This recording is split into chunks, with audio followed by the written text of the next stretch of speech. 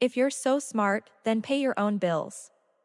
My mom's voice sliced through the tiny apartment like broken glass.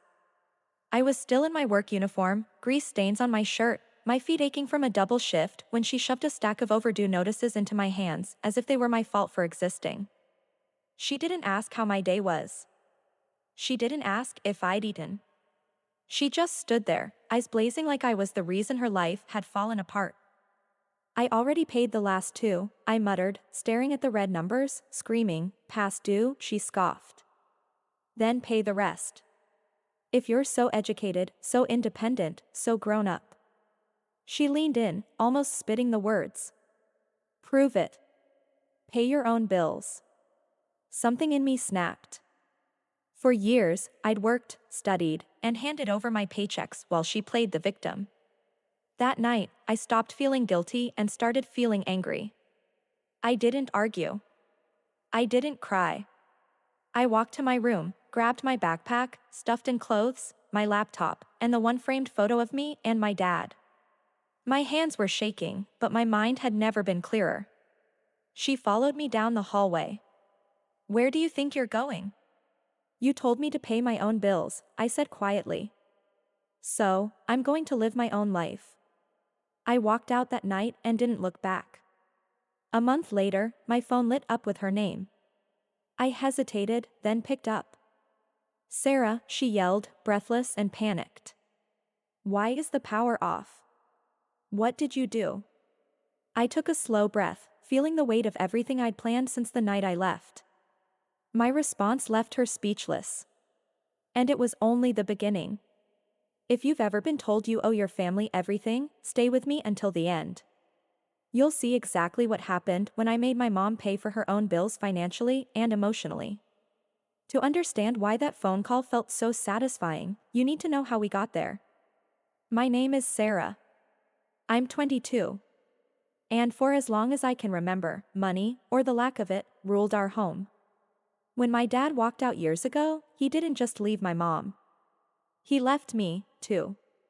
All he left behind was an old photo, a pile of bills, and a woman who slowly turned her grief into a weapon. My mom, Cynthia, used to be warm. She used to laugh. After he left, she hardened. Every unpaid bill, every broken appliance, every failed job interview somehow became my fault. When I got my first part-time job at 16, she took my debit card for safekeeping. We're a team, she'd say as she used my paycheck to cover rent, cigarettes, and cheap wine. By the time I started college, we meant me. She stopped looking for steady work and started relying on my scholarships, my student loans, my side hustles. If I ever complained, she'd snap. Do you want us on the street? Your father didn't care about us. At least I stayed. So I stayed, too. I worked late, studied later, and handed over whatever money I made. Anytime I tried to set a boundary, she'd twist it. You think you're better than me because you went to college. Somehow my achievements were insults. The night she told me to pay your own bills, it wasn't just about electricity or rent. It was about years of being treated like an ATM with feelings she refused to acknowledge. I crashed on my friend's couch that night. Lily, the one person who'd watched this mess from the outside. We sat in the dark living room, the glow from a street lamp spilling through the blinds as I replayed the argument in my head. You finally left, Lily whispered. You should have done it years ago. I know, I said, staring at my phone, expecting a barrage of texts that never came. But she's still got my name on everything. The lease, the utilities, the internet. If she stops paying, they'll come after me. Lily frowned. Can't you just remove your name? That innocent question triggered something. I'd spent years cleaning up her messes, paying her debts, protecting her from consequences. For the first time, I wondered what would happen if I stopped. A few days later, I went back to my old place to grab the rest of my things while she was out. That's when I saw it. A thick envelope on the table with my name on it. Not hers. Mine. Final notice, it said. I opened it and my stomach dropped. It wasn't just the power bill. It was a credit card I never opened. Thousands of dollars in debt in my name. I stood alone in that silent, suffocating apartment, staring at the proof that this wasn't just a struggling mom leaning on her daughter. This was betrayal. And in that moment, my revenge stopped being an idea and quietly became a plan. I took the envelope and a few others I hadn't noticed before and ran back to Lily's place, my heart pounding so hard I could feel it in my throat. We spread the letters across her coffee table like crime scene photos. There it was again and again. My name, my social security number, my credit score being buried alive under charges I didn't make. Clothing stores I'd never shopped at late night takeout from places across town. Cash advances. She opened credit cards in your name? Lily asked, eyes wide. Sarah, this is identity theft. This is illegal. She's my mom. I whispered. But even as I said it, the words felt weak and pathetic. I remembered all the times she'd waved away letters saying, just junk mail. All the times she'd made me sign routine forms without letting me read them. All the times she'd snapped, you don't trust me if I asked too many questions. I trusted her because she was my mother. I just never realized she was willing to sell my future to keep her present comfortable. Lily placed a gentle hand on my arm. You can't keep covering for her. She's not just using your money anymore. She's using your name. That night, while Lily slept, I sat alone with my laptop, the letters, and a notebook. I pulled my credit report for the first time. Each line felt like a punch. Utility accounts in my name, credit cards, a small loan I certainly never applied for. I started writing everything down. Account numbers, dates, balances. Every time I remembered her saying, sign here, or I'll handle it. I screenshotted text messages where she guilt-tripped me into sending more money. I recorded voicemail after voicemail of her yelling, demanding, accusing. It felt wrong at first, like I was betraying her. Then I remembered the stack of red notices and the way she'd screamed, if you're so smart, then pay your own bills. The way she'd never once apologized for dumping her life on top of mine. The next day, Lily dragged me to a free legal aid clinic. I showed the woman at the desk my documents with trembling hands. She looked through them carefully, then met my eyes. Legally, this is serious. She said, you have options. You can dispute these accounts, file a fraud report, even press charges if needed. You don't have to decide today, but you need to protect yourself. Press charges? I echoed, my voice small. Against my own mother? Against the person who stole your identity, she corrected calmly. Biology doesn't excuse criminal behavior. I walked out shaking, but something inside me had shifted. For years, my mom had hidden behind the word family like it was a shield. She thought it made her untouchable. That night, I closed my personal bank account and opened a new one at a different bank. I changed my direct deposit information at work. I called the utility companies and told them to remove me from everything tied to her address. For the electricity, the woman on the phone said, if your name is removed, the remaining account holder will be fully responsible. If the balance goes unpaid, service will be disconnected. Please note that, I replied. I won't be making any more payments on that account. Understood, she said.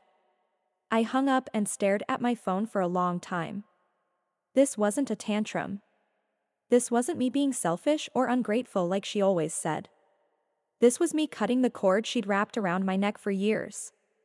Lily watched me from the doorway. How do you feel? She asked. Scared, I admitted. But for the first time, I also feel like I'm not the one about to get burned. I knew the bills would come due soon. The power, the rent, the credit cards. And this time, when everything crashed down, she wouldn't be able to shove the rubble onto me. She wanted me to pay my own bills. Fine. I decided she was finally going to pay hers. Roughly a month after I left, my life was starting to feel mine. I had picked up extra shifts, found a cheap room to rent so I wasn't on Lily's couch forever, and slowly started crawling out from under the debt mountain my mom had built in my name. I disputed the fraudulent credit accounts, placed alerts on my file, and kept every single piece of proof against her in a neat, terrifying folder. But there was one thing I hadn't done. I hadn't called her. I saw her missed calls. I read her text messages without responding. Where are you? You can't ignore me forever. So now you think you're too good for your own mother. Each one added another brick to the wall forming between us. Then one evening, as I was folding uniforms on my bed after a shift, my phone buzzed again. This time it was a call. Her name flashed on the screen. I almost ignored it. Then I remembered the utility call I'd made weeks ago. And curiosity won, I answered. Sarah, she shouted immediately. What did you do? Why is the power off? The whole apartment is dark. My food is spoiling. I can't charge my phone. I can't even see anything. I could almost picture her pacing in the living room, acting like this happened out of nowhere, like bills were some random punishment from the universe. I took a breath and kept my voice calm. Did you pay the electric bill? Don't start with me. She snapped. You always handled it. They said the account holder removed herself and there's a past due balance.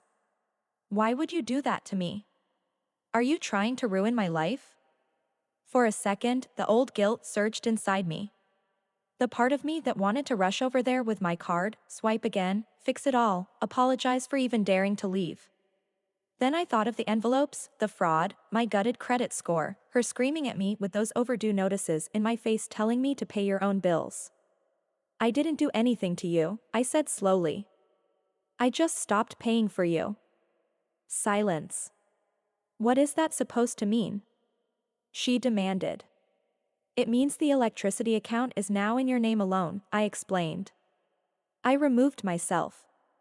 If you don't pay it, they cut it. That's how it works. I'm not your cosigner. I'm not your guarantor. And I'm not your backup plan anymore. You ungrateful child. She hissed after everything I've sacrificed for you. You're just going to abandon me in the dark. You didn't sacrifice for me, I corrected, my voice shaking but steady. You sacrificed me. You stole my money. You opened credit cards in my name.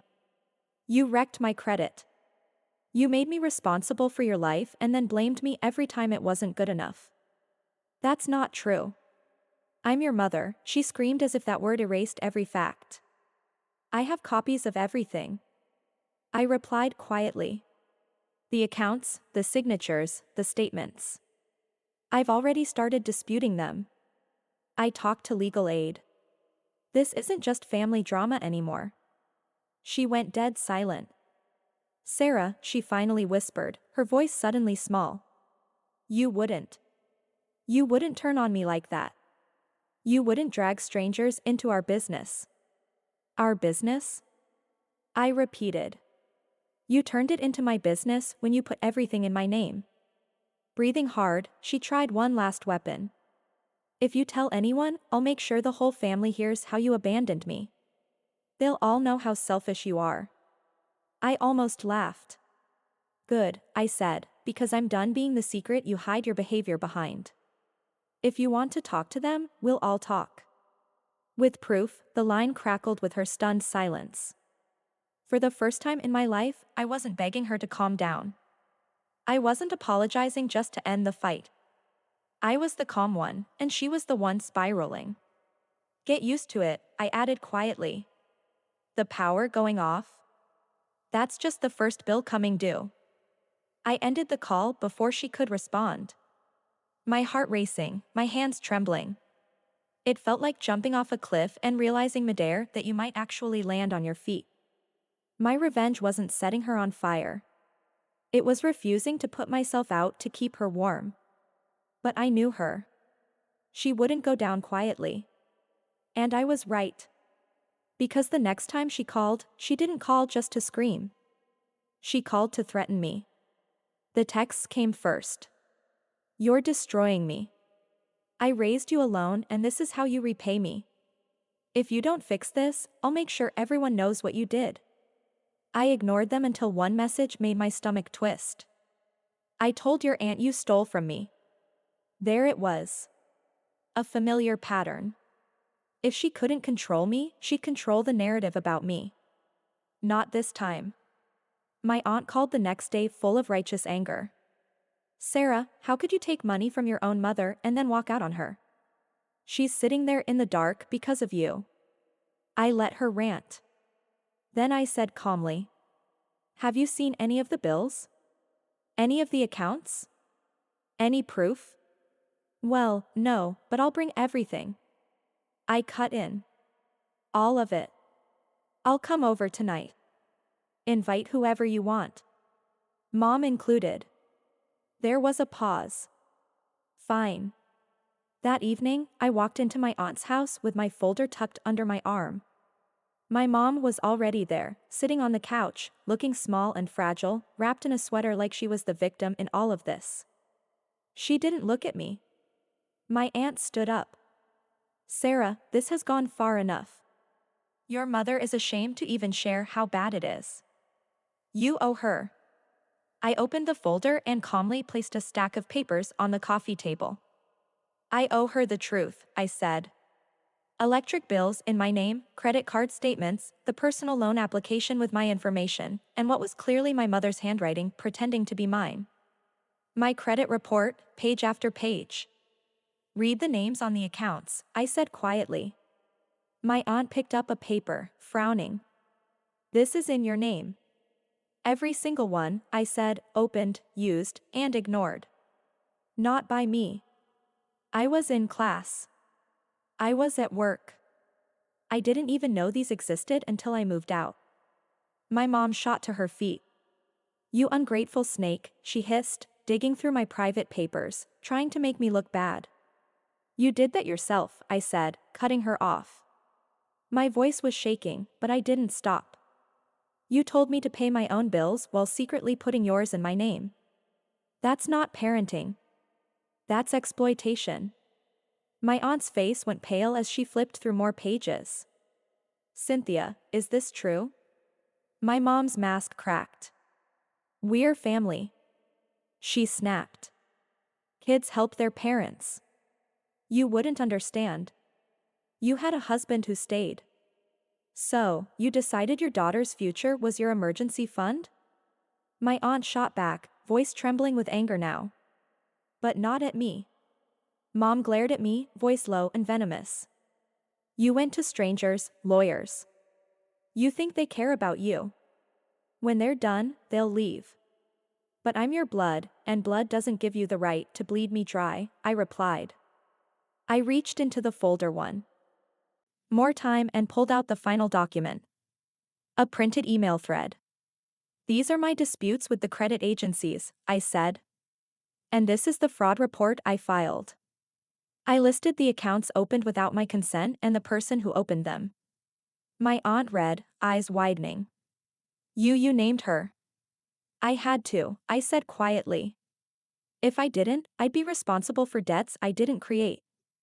I'd carry this for the next 10, 20 years. All while she keeps screaming at me to grow up while refusing to grow up herself. My mom lunged for the papers, but my aunt stepped between us. Enough, she said sharply. You lied to us, Cynthia. You told us she abandoned you, that she stole from you. She did, my mom insisted. She stole my chance at a better life. I interrupted. Dad walking out took that. Your choices after that are on you. The doorbell rang. My aunt frowned. Who else is coming? I asked the landlord to stop by, I said, my heart hammering. He's been trying to reach me about the lease. The landlord stepped in. Awkward but firm. Evening. I won't stay long. I just needed to confirm. Sarah, you're officially removed from the lease as of next month. I've processed the change. From then on, the unit will be solely under Cynthia's name. But he glanced at my mom. CA. If the outstanding balance isn't paid by the end of the notice period, we'll have to proceed with eviction. My mom's face drained of color. Eviction. You've received multiple notices, he said not unkindly. I'm sorry, but we can't keep a tenant who doesn't pay and whose cosigner has legally withdrawn. Mom turned to me, horror and fury swirling in her eyes. You did this. You're throwing me out of my own home. I swallowed hard. No, I just stopped letting you use my name as a shield. Whatever happens next, that's between you and the bills you told me to stop paying. The room felt electric with tension. You're going to regret this, she whispered. Do you hear me, Sarah? One day you'll need me, and I'll remember this. I thought of my wrecked credit, my years of stress, the nights I cried over numbers in red while she slept on the couch with the TV on. I already regret not doing it sooner, I answered. And for the first time, when she stormed out of a room, I didn't follow. But the consequences of that night came faster and hit harder than even I expected. The days that followed felt surreal. My aunt stopped defending my mom. Instead, she started calling me, asking how to fix things, how to help. Word spread through the family, but this time not because my mom twisted the story first. They saw the documents. They heard the landlord. They realized I hadn't abandoned her. I had escaped. My mom, on the other hand, doubled down. She spammed my phone with messages, swinging wildly between pity and rage. How could you humiliate me like that? Everyone thinks I'm a monster because of you. I did what I had to do to keep us alive. If you don't fix this, I'm done with you. Then, when I didn't respond, you were always a mistake anyway. I blocked her number. It felt brutal and necessary. At work, I started picking up more hours.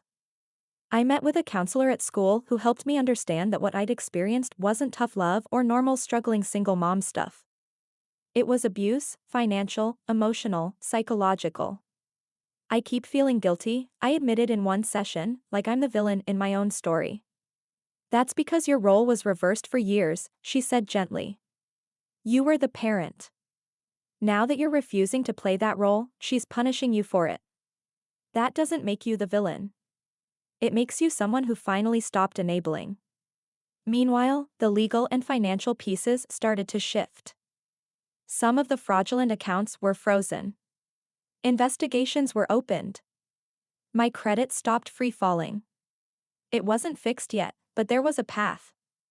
A few weeks later, my aunt called. They posted a notice on her door. She said quietly. Eviction. She has 30 days. I closed my eyes. I had imagined this moment. Fantasized about it when she screamed that I owed her everything. But hearing it out loud hurt. She's telling everyone you set this up to destroy her. My aunt went on. But honestly, most of us know she did this to herself. Some still pity her. Others are just tired. Are you? I asked. I'm tired of watching her chew you up and spit you out, my aunt replied. I'm proud of you, Sarah. Even if it's messy. I hung up and sat in my tiny rented room staring at the wall. This wasn't a movie revenge scene with dramatic music and slow-mo flames. It was quieter, more complicated. My chest ached, but beneath the ache was something else. Relief. A week before the eviction date, there was a knock at my door.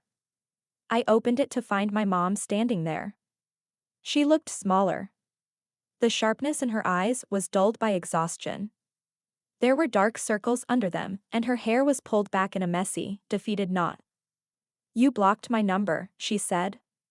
So, I had to come in person. My pulse quickened, but I didn't invite her in. I stood in the doorway, one hand on the frame, creating a line she'd never been forced to respect before. What do you want? I asked. She laughed bitterly. What do I want? I want my life back, Sarah. I want my daughter back. I want electricity and a roof and some dignity. But apparently, you decided to take all that with you. You had all of that before you decided to use me like a credit card, I replied. She flinched. I made mistakes. I panicked. I didn't know how to survive after your father left. Every month was another fire I had to put out. I grabbed whatever I could to keep us afloat. You grabbed me, I said. You grabbed my future. I did it for us, she snapped, voice rising. I thought you'd understand when you were older. I thought you'd be grateful someday. Grateful? I repeated, stunned. For being in debt before I even started my life. For having to rebuild my credit because you didn't want to face your own. For being screamed at every time I couldn't fix a mess I didn't make, her jaw clenched. Fine. Hate me. Let me be the villain. But know this. When they put my stuff on the curb and everyone whispers, they'll remember your name, too. They'll say, that's the daughter who let it happen. I took a breath, my hands shaking. I didn't let it happen, I said. I stopped letting you happen to me. She stared at me for a long moment, waiting for me to crack, to apologize, to rush in with a solution. I didn't. I'm not coming to fix this, I added. I'm not paying your rent. I'm not putting the lights back on. If you want help, you can go to the same legal clinic I went to. You can talk to a counselor. You can get a job that isn't just borrowing from people who love you, but I will not be your crutch anymore. Tears filled her eyes, spilling over. For a second, I saw the mother she used to be, the one who held me when I was sick and braided my hair before school. Then she turned away. You'll regret this, she whispered and walked down the hall. I watched her leave and realized something. She'd been saying that my whole life. This time, I didn't believe her. But our story wasn't over yet because the day they actually came to clear out the apartment, she called me one last time and this time I picked up. The eviction date fell on a gray, heavy morning. I knew the date, but I hadn't planned on going anywhere near that building. Then my phone rang. Unknown number. I almost let it go to voicemail, but something in my gut told me to answer. Hello, Sarah. It was my mom's voice, but weaker, like the fight had been drained out of it. It's me. I'm using the neighbor's phone. They're here. I pictured the scene without needing to see it. Movers, a sheriff, maybe the landlord, boxes on the sidewalk. Neighbors peeking out through blinds, pretending not to stare. I stayed silent. They're putting my things on the curb, she continued. Our couch, your old dresser, the kitchen table, everything. They were her things now, not ours that mattered. I just thought, she said, a bitter laugh in her voice. You might want to see the result of your big, smart girl decisions. I closed my eyes. You mean the result of your own? Silence stretched between us. Are you happy now? She finally asked. You got your revenge. The power's off. The bills are in my name. I'm losing the apartment. You win. I thought about that for a long moment. This was never about winning, I said. It was about surviving. I didn't burn your life down, Mom. I just stopped holding up the parts you refused to touch. You could have helped, she whispered. You could have fixed it. I did help, I replied. For years, with money, with time, with my mental health. You never called that help. You called it what you owe me. The moment I asked for balance, you called me selfish. The moment I left, you called me ungrateful. The moment I protected myself, you called it revenge. Isn't it? She pushed. Admit it. You liked hearing the panic in my voice when the power went out. I swallowed. Yeah, I said honestly. Part of me did. Part of me needed you to feel even a fraction of the fear I felt every time you slammed another bill on the table and told me to fix it. But the difference is when the lights went out. For you. You still had options. You're an adult. You can work. You can get help. When the lights went out for me, I was a kid and you were the one flipping the switch. She didn't answer. Where will you go? I asked quietly. I don't know, she muttered. Your aunt offered to let me stay for a while, but she made it clear she's not paying my debts. Everyone suddenly grew a backbone after your little presentation. She spat the word like poison. They look at me differently now. That's not my fault either, I said. That's what truth does. I heard muffled voices in the background. Someone saying, "Ma'am, we need you to sign this," her ragged breathing. "Why are you really calling me?" I asked. There was a long pause. Because I wanted to ask. Her voice broke. Is there any part of you that still loves me? The question punched through every shield I'd built. I leaned against the wall, tears pricking my eyes. I thought about bedtime stories, scraped knees, and birthday cakes. I thought about slammed doors, screaming matches, and the first time she put a bill in my hands and called it our responsibility. I do love you, I said, my voice barely above a whisper. That's what makes all of this so painful. If I didn't love you, walking away would have been easy. Then why, she sobbed. Did you let it get this far? Because loving you doesn't mean letting you destroy me, I replied. And it doesn't mean erasing what you did. This I gestured even though she couldn't see me. This is what your choices cost, not my boundaries. Your choices? She sniffled, composing herself. So that's it. You're just done with me. No, I said I'm done being your unpaid therapist, your wallet, your scapegoat, your shield. If you ever decide to get real help, to go to therapy, to actually work on yourself, to pay back even a piece of what you took, I'll listen. But until then, the only thing I'm giving you is space. Silence fell again, heavier than before. I told you once, she said quietly, that you'd regret this someday. Maybe, I answered. But I already regret the years I lost trying to save you from consequences you chose for yourself. I'm not losing anymore. In the background, I heard the landlord's voice. Ma'am, we really need to finish up. I have to go, she whispered. Goodbye, Mom, I said. The word felt strange and familiar at the same time. I hope one day you pay your bills and your debts to the people who loved you. She didn't respond, but I heard her breathing hitch. Then the line went dead. I stood alone in my tiny room, phone still in my hand, feeling both hollow and strangely light.